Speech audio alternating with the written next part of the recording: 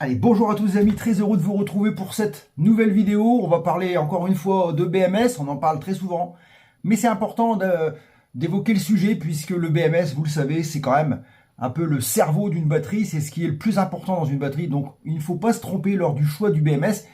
Et donc on va parler aujourd'hui d'une marque bien particulière, on va parler des BMS JBD. Pour moi, ce sont les plus adaptés aux batteries de vélo puisqu'ils sont de petite taille, le prix est correct et les fonctionnalités sont complètes et vraiment très bien pratiques à utiliser. Malgré tout, il reste quelques petites zones d'ombre que je vais essayer d'éclaircir dans cette vidéo puisque vous allez peut-être rencontrer ou pas dans la programmation pour la première fois de votre BMS. Souvent, c'est un petit peu compliqué la première fois et ensuite, on va voir dans la vidéo comment l'utiliser et surtout les erreurs à ne pas faire. Et si quelques petits incidents peuvent vous arriver, je vais vous donner la solution pour vous en sortir. Certains ont eu le cas, je les ai dépannés. On va voir comment c'est possible. Donc, la vidéo est basée sur ça aujourd'hui. On commence maintenant et paf, c'est parti. Alors avant de commencer cette vidéo, je vous tiens quand même à vous mettre en garde. Vous savez que le lithium, c'est dangereux, le courant également. Si vous ne savez pas le faire, eh bien ne le faites pas, faites-le faire par quelqu'un d'autre, quelqu'un qui sait le faire. Ce sera beaucoup plus sécurisant pour vous et pour votre environnement. Ceci dit, je vais vous montrer comment on peut utiliser ces BMS JBD. Alors, les BMS JBD, c'est quoi? C'est ça, hein. Voilà la petite taille de celui-ci, qui est un 7S 13S 20 ampères. Alors, il faut savoir, il y a une particularité chez JBD programmable, un peu comme d'autres marques d'ailleurs, mais on a une possibilité de l'utiliser sur plusieurs types de batteries, notamment sur celle-ci 7, 8, 9, 10, 11, 12 ou 13S. Donc il y a une petite manipulation de câblage à effectuer par rapport à tous nos câbles, puisqu'on a ici donc, puisque c'est un 13S, on doit avoir 14 fils, donc 1, 2, 3, 4, 5, 6, 7, 8, 9, 10, 11, 12, 13 et 14. Voilà, on a bien 14 fils, on a un noir, négatif, et on a un rouge. Alors si on regarde nos BMS JBD, qui sont vraiment, si on regarde par rapport à la main, de petite taille, si on le compare par exemple à un 13S lambda, marque chinoise, mais pas programmable, on voit tout de suite que la différence est quand même assez notable. Donc ça, c'est déjà moins facile à intégrer dans une batterie de vélo, surtout quand on utilise des boîtiers Elong par exemple, ou d'autres marques. Il y a des boîtiers tout faits que vous allez trouver sur AliExpress, je vous montrerai. Des fois, il n'y a pas beaucoup de place pour mettre le BMS. Alors, si vous arrivez sur des BMS un peu genre, voilà, cette marque-là, et bien automatiquement, là encore, on est en 8S. Donc, mais quand on arrive sur des 13S, on commence à avoir des big BMS. Et là, pour les intégrer, c'est impossible. J'ai eu le cas déjà.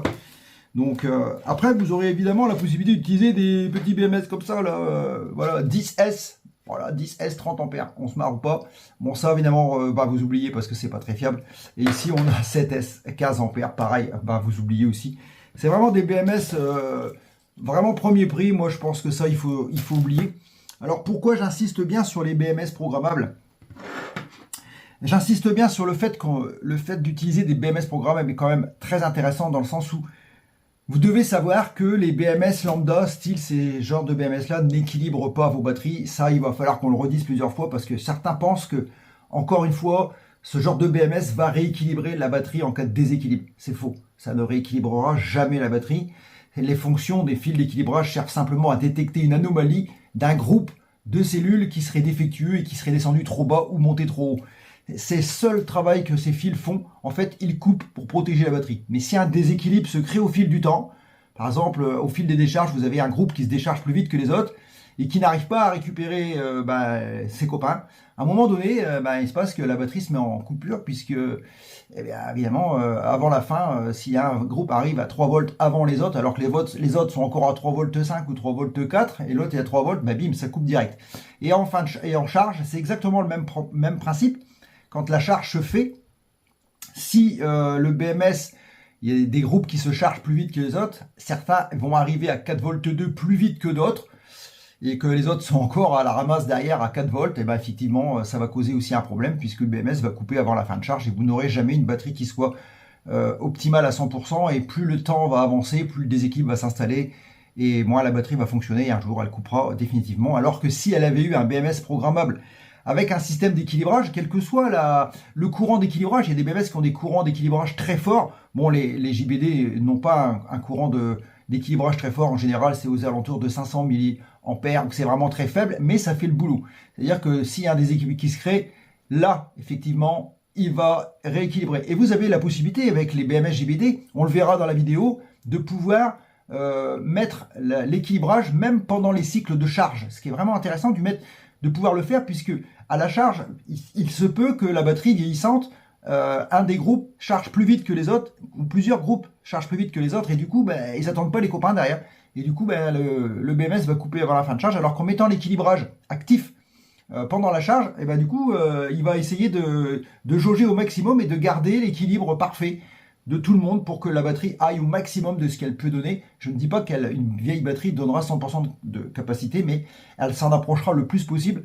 Pareil pour la décharge, vous pourrez également activer, comment pas la décharge, mais activer le rééquilibrage actif, mais au repos. C'est-à-dire que dès que vous aurez terminé la charge, vous repassez en équilibrage actif, et là, elle va travailler. Le BMS est actif, mais il travaille sans que vous soyez présent. Il va du coup aller chercher du courant dans les cellules qui sont les plus pleines pour les remettre au même niveau. Et normalement, quelques heures plus tard, vous allez retrouver une batterie totalement équilibrée, parfaitement équilibrée d'ailleurs, prête pour une nouvelle utilisation. Allez, assez parlé. Maintenant, on va déjà commencer par mettre en place le BMS sur une batterie lambda, et ensuite, on pourra faire les premiers tests déjà d'installation, puis de réglage. On voit ça maintenant, et là, on y va. C'est parti. Alors pour la démonstration, j'ai pris une vieille batterie qui fonctionne encore. La première chose à faire, je vous conseille, ça vous évitera de chercher ensuite, c'est de commencer par identifier les groupes, c'est-à-dire le groupe 1, le 2 qui est de l'autre côté. Ici on a 1, 3, 5, 7, 9, et de l'autre côté on va avoir, normalement, on va avoir le 0, le 3, le 4, le 6, le 8 et le 10.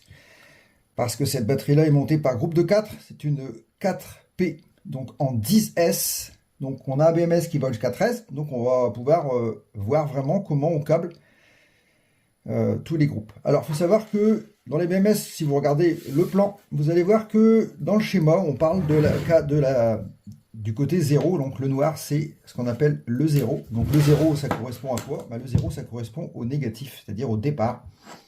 Et le 10 ici à l'arrivée, donc le rouge. Donc 0, 1, 2, 3, 4, 5, 6, 7, 8, 9, 10, etc. Donc comme ça, vous ne pouvez pas vous tromper. Vous savez que dès lors que vous allez commencer à câbler, le 0, ensuite le 1 va de l'autre côté, et ainsi de suite. On va faire la manipulation en timelines, et on se retrouve juste après.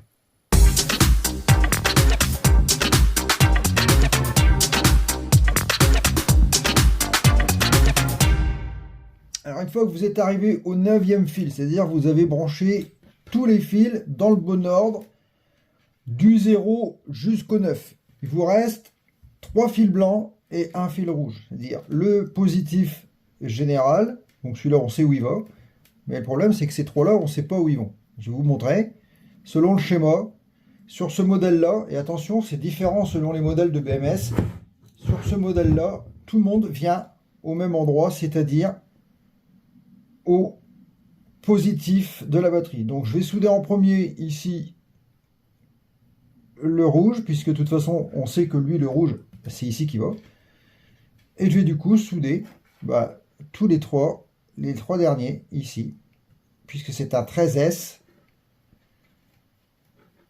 On va souder les 3 fils au même endroit, voilà, et c'est terminé. Voilà. Et là, on a terminé. Tous les câbles sont connectés. On va pouvoir maintenant connecter le BMS. Donc le BMS, pour le connecter, bon, j'ai préparé ici un fil qui va au négatif pour la borne. Une fiche comme ça. On va pouvoir souder ici le positif, qui lui va directement à la fiche de sortie, donc ça c'est pas compliqué.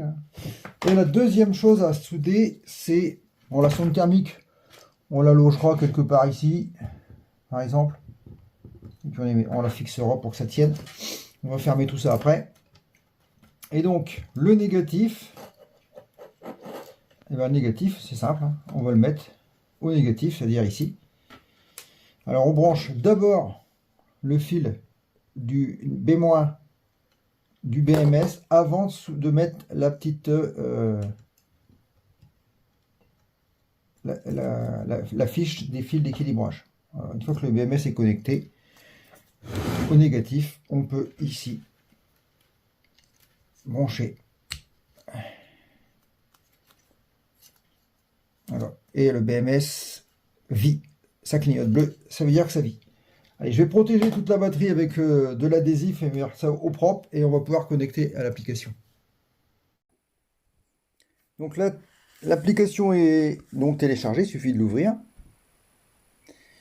Ici, il va vous demander d'entrer un mail. On va entrer un mail. Et on va rentrer le password. On fait une deuxième fois une confirmation, B72. Et je l'ai marqué sur la petite étiquette ici pour pouvoir m'en souvenir. Et je fais Sign Up. Du coup, ici, on me demande de rentrer donc le mail. Et on va taper le password centre. Et faites bien attention quand vous écrivez parce que vous ne pouvez pas du coup voir ici comment ça se passe. Donc, je vais donc maintenant faire Sign Up. Et il me dit erreur password. J'ai peut-être fait une erreur, donc je vais vérifier.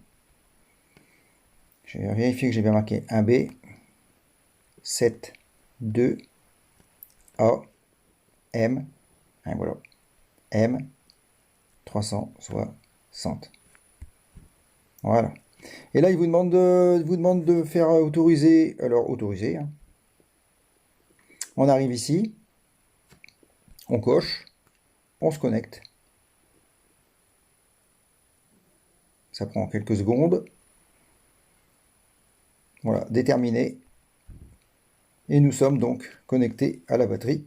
Alors on regarde et on voit que eh bien, on est en 13S alors que notre batterie est une 10S, donc il y a un souci.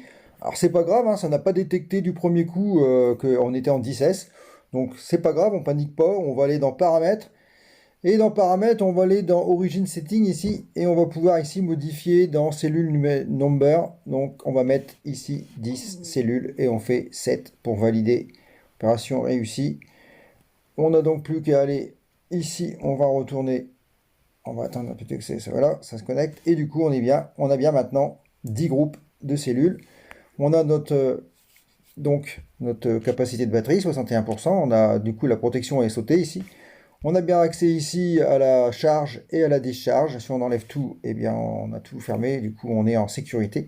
Il n'y a pas de courant qui sort du BMS. Si on veut remettre tout, on remet tout ici. Donc ça, c'est fait. Donc là, au moins, on est déjà bien avancé. Maintenant, je vais vous montrer quelques paramètres particuliers qui sont propres à ce BMS que vous aurez peut-être à rencontrer. Il y a eu des cas. Dans les paramètres, ici, on va avoir à un endroit voilà, ici. Donc, vous avez vu où je suis allé dans fonction setting. Attention, c'est une case qui est très importante. Vérifiez bien, ça peut vous arriver, que le switch fonction soit activé. Si j'active le switch fonction, qu'est-ce qui se passe? Je retourne ici, je reviens ici. On voit que mon Dysmos ici est fermé. Alors, naturellement, je vais aller ici dans contrôle, puis je vais vouloir le remettre. Je vais dire, allez, vas-y. J'appuie là, je le remets, ça marque 7.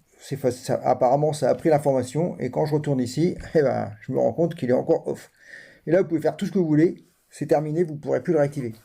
Le seul moyen d'aller le remettre, c'est de retourner dans fonction setting, enlever la fonction switch fonction, revenir ici, et vous voyez, automatiquement, c'est revenu direct.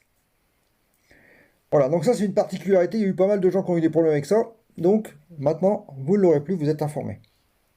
Qui dit BMS programmable dit programmation. Évidemment, il va falloir que vous vous familiarisez avec la programmation de ce BMS, c'est quand même assez compliqué, il va falloir quand même aller voir ce qui se passe. Alors, quand on rentre dans les informations, en premier, on va tomber sur Basic Information. Alors, Basic Information, il n'y a pas grand-chose ici où on peut modifier. Hein. On a simplement des informations, mais on a surtout ici, en haut, la possibilité de modifier le nom du BMS. Bon, là, j'ai marqué BMS Mac 2 parce que j'ai d'autres modèles, mais vous allez ici dans cette case et vous mettez ce que vous voulez. Vous allez pouvoir facilement le modifier. Ensuite, vous allez aller pouvoir ici aller dans... donc, on va revenir en arrière. On vient dans Origin Setting. On y est allé tout à l'heure. Vous avez vu à quoi ça sert. Alors ici, c'est pour régler le socle de capacité. Alors là, c'est compliqué sans l'être. Il faut déjà ici rentrer dans capacité nominale, c'est-à-dire la capacité nominale de votre batterie. Il faut déjà connaître en milliampères combien elle fait. Attention, c'est en milliampères, donc là 20 000 milliampères, donc c'est ici c'est indiqué 20 ampères, c'est pas du tout le cas, puisque cette batterie-là c'est une 14 000, puisque c'est une 14 ampères, donc si je mets 14 000 milliampères, voilà, ça change tout de suite tout. Et capacité full charge, c'est pareil, 14 000 milliampères. Les protections ici, dans les protections, normalement, globalement, tout est bien réglé, mis à part peut-être ici le total voltage high protection. À vous de voir ce qui correspond à votre batterie. Faites bien attention à cette partie-là, c'est quand même très important. On pourra peut-être y revenir une prochaine fois. Ici, on a le courant de protection de charge. Ici, température, c'est pareil, il faut vous référer au datasheet des cellules. Voilà, température de protection 65. Enfin, c'est pareil, c'est le datasheet des cellules qui va déterminer ce qu'il faut que vous puissiez mettre dedans. La balance, c'est pareil, vous pouvez la modifier. Elle commence à 3,9 volts, 3900 millivolts. Et moi j'ai indiqué 10, mais par défaut c'est 15 ici. Par défaut c'est 15 millivolts. Moi je mets 10, on ne peut pas mettre moins de 10 de toute façon. Je crois que j'ai regardé, je peux pas mettre 5. Je crois que 5 il refuse. Ah si. 5 millivolts. Donc c'est le minimum qu'on puisse mettre. On va mettre 5 millivolts. Donc ici, si ça c'est activé, ça veut dire que ça va être automatiquement automatique. On l'a en statique, mais on l'a aussi en charge balance. C'est-à-dire que pendant la charge, vous pouvez faire la balance aussi. Bon, moi je le laisse comme ça. Ensuite ici, on va avoir les capacités voltage. Alors ça c'est pareil, faudrait regarder, mais j'ai pas creusé à quoi ça sert vraiment, mais je pense que ça modifie. Disons que quand elle est à 3,3 volts, on serait à 10%, ce qui me paraît pas tout à fait bon. Il faudrait faire des essais pour régler ça correctement. La résistance, c'est pareil, on pourrait mettre des résistances, mais bon, ça c'est pas vraiment important. Et puis après, ici, forcément la touche switch fonction, je vous avais fait voir. Après le reste. Le reste, les températures, il y a les deux températures, mais bon, le reste après, c'est des paramètres qu'il faudrait creuser un petit peu pour aller voir un peu plus loin ce que ça donne. Là, je pense que vous avez à peu près tout vu. Ici, du côté contrôle, on va pouvoir évidemment mettre la charge, mais enlever la charge ou enlever la décharge. Enfin, là, vous voyez, les touches en haut, c'est facile, c'est comme vous comprenez. L'auto-balance, la calibration. Si on fait une calibration, il va falloir rentrer ici la calibration de l'ampérage de la batterie. La voltage calibration, c'est pareil, c'est ça, on l'a vu juste avant, donc ça, il faut pas trop y cafouiller. Moi, j'y cafouille pas trop, là, apparemment, c'est pas mal, c'est bon. Ça sert à remettre à jour les compteurs. Reset capacité, pareil, hop, voilà, tout est à jour. On voit ici sur le panneau de contrôle, du coup, que on a une différence de 0,01314 volts, donc c'est pas grand-chose. Et ici, on a les groupes de cellules, aucun cycle. Ici, on a les cycles, mais il n'y en a pas puisqu'elle n'a pas été utilisée encore. Ici, on a des graphismes qui permettent de gérer pas mal de choses, surtout de contrôler la charge, la décharge, informations qui sont un peu gadget, mais bon, ça peut toujours être utile d'aller jeter un œil de temps en temps. Et ici, du côté mine, on a l'adresse mail avec laquelle elle est connectée. Et puis après, des informations ici pour sortir de l'application. Voilà, donc ça, pareil, n'y touchez pas. Ça fonctionne très bien sans y toucher. Donc voilà, vous avez vu à peu près comment fonctionnent les BMS JBD. Voilà, je pense que je vous ai à peu près tout expliqué. Cette batterie du coup est fonctionnelle avec un BMS JBD. Vous voyez que la taille est vraiment très petite. On pourrait vraiment l'intégrer facilement dans les boîtiers à longue ou les autres boîtiers que vous allez trouver sur les sites AliExpress par exemple. Et des fois, c'est un peu compliqué de trouver un BMS qui rentre dans ce genre de boîtier parce qu'il n'y a pas beaucoup d'espace pour le mettre. J'ai eu le tour d'ailleurs sur mes batteries. Si vous regardez les vidéos où j'ai fabriqué les batteries de mes vélos de voyage, j'ai été un petit peu embêté pour rentrer les BMS. J'aurais mis des BMS JBD, j'aurais peut-être été plus à l'aise pour pouvoir les installer dedans. Alors, ne partez pas en fin de vidéo après le générique, après que je vous aurai dit au revoir. Je vais vous mettre, ça va faire une vidéo très longue, mais si ça vous intéresse, je vais vous mettre 2 morceaux de vidéo qui vont vous permettre de comprendre comment on se connecte à la batterie la première fois que vous la recevez, si vous êtes Android ou si vous êtes iOS. Comme ça vous permettra d'avoir les 2 processus de connexion pour pas vous tromper. Ça peut toujours être utile. Voilà, je pense que je vous ai tout dit. J'espère que cette vidéo vous a plu, qu'elle vous a apporté des informations importantes. Ceci dit, partagez la vidéo au plus grand nombre pour que tout le monde en profite. Mettez un like, ça me fait toujours plaisir. Activez les notifications. Abonnez-vous si ce n'est pas déjà fait, évidemment. Vous êtes de plus en plus nombreux, mais toujours des abonnés, ça fait toujours plaisir. Et je vais vous dire, comme d'habitude, à très bientôt, même peut-être à très vite. Et puis, do pobacenia.